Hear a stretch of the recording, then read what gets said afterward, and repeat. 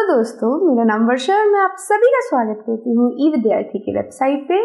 तो आइए शुरू करते हैं हमारा अध्याय 6 और सबसे पहला टॉपिक है हमारे पास मौर्य साम्राज्य और अशोक कि किस प्रकार से अशोक मौर्य साम्राज्य से संबंधित है। तो सबसे पहले समझते हैं कि मौर्य साम्राज्य की स्थापना कैसे हुई थी, क्योंकि अभी तक हमने क्या देख रखा है, हमने अपने पुराने चैप्टर्स में पुराने अध्यायों में देखा है कि राज्य हुआ करे, लेकिन एक नया शब्द है ये साम्राज्य। तो साम्राज्य होता क्या है? तो देखिए, साम्राज्य क्या होता है कि जैसे हमारे पास राज्य है तो राज्य में एक राजधानी होती है, और अगर साम्राज्य की तुलना में देखा जाए तो ये जो राज्य हुआ करते हैं वो छोटे हुआ करते हैं एरिया वाइज, क्षेत्र वाइज, लेकिन साम्राज्य बहुत बड़े एरिया में, बहुत बड़े क्षेत्र में फैला होता है, और इसी वजह से इसका नाम साम्राज्य रखा जाता है। इसके अंदर बहुत सारे आपको छोटे छोटे राजा देखने को मिल जाएंगे जो कि किसी सम्राट के नीचे काम करेंगे, उसके आदेशों का पालन करेंगे, और कई बार ये जो सम्राट हुआ करते थे वो पूरी तरीके से इन राजाओं को हटा दिया करते थे और अपना शासन चलाते थे। तो इसी तरीके का एक साम्राज्य था मौर्य साम्राज्य। तो मौर्य साम्राज्य की स्थापना हुई थी आज से 2300 साल पहले, और इसकी स्थापना की थी हमारे चंद्रगुप्त मौर्य ने। तो चंद्रगुप्त मौर्य ने मौर्य साम्राज्य की स्थापना की थी 2300 साल पहले, और इसकी स्थापना के लिए उन्हें मदद ली थी।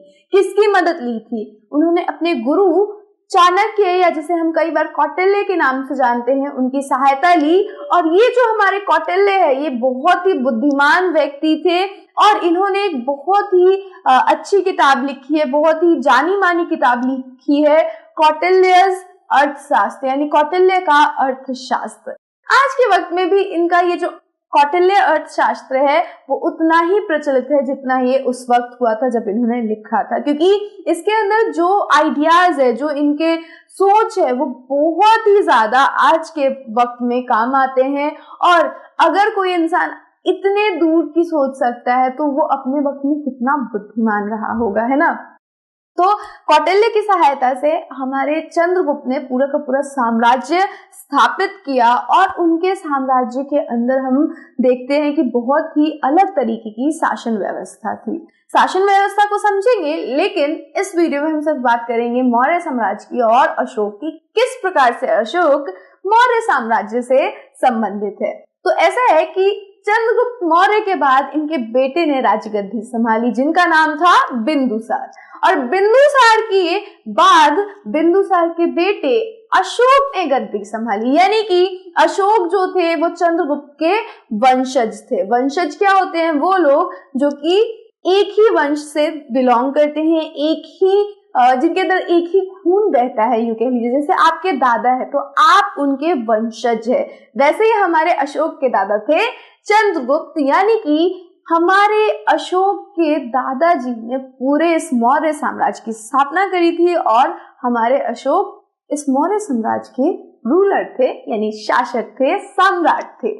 आगे क्या हुआ? तो एक साम्राज्य में बहुत से नगर होते हैं। साम्राज्य की राजधानी थी पाटलिपुत्र, उज्जैन और तक्षशिला जैसे प्रमुख नगर। तो 3 राजधानियां थी हमारे मौर्य साम्राज्य के अंदर। सबसे पहली राजधानी थी पाटलिपुत्र, और दूसरी थी उज्जैन, और तीसरी थी तक्षशिला। ये तीनों ही बहुत ही इंपॉर्टेंट, या यूं कह लीजिए महत्वपूर्ण नगर थे। अगर हम बात करें शासन व्यवस्था और व्यापारिक केंद्र की, तो तीनों में ही अच्छे खासे व्यापार चलता था, और व्यापार से हम सभी को पता है कि कर अच्छा खासा वसूला जा सकता है। तो तक्षशिला में कैसे व्यापार होता था? तो दरअसल तक्षशिला हमारे उत्तर पश्चिमी और मध्य एशिया में जाने का मार्ग था यहाँ पे। तो जितने भी व्यापारी मध्य एशिया में जाना चाहते थे वो तक्षशिला से ही होके गुजरेंगे, और जो भी उत्तर पश्चिम के लोग हैं वो अगर हमारे भारतीय महाद्वीप में आना चाहते हैं तो उन्हें भी इसी रास्ते से आना पड़ता था। तो ये एक बहुत प्रमुख नगर था। उज्जैन मध्य भारत के अंदर स्थित था, और ये जो हमारा उज्जैन है ये उत्तरी भारत से दक्षिणी भारत जाने वाला रास्ते में पड़ता था। तो यहाँ पे भी बहुत ही ज्यादा अच्छी व्यापार चलती थी। लोग, जो व्यापारी लोग हैं हमारे, वो यहाँ आके अपना अपना व्यापार करते थे। तो यहाँ पे भी क्या कह सकते हैं हम कि ये भी एक अच्छा कर का सोर्स हो सकता है, इनकम का सोर्स था हमारे मौर्य साम्राज्य के लिए। तो ये था कि किस प्रकार से मौर्य साम्राज्य की संरचना थी। अब बात करेंगे हम इसके प्रशासन की, लेकिन वो बात करेंगे हमारे नेक्स्ट वीडियो में। So I will see you there. Till then, stay safe and keep learning with us.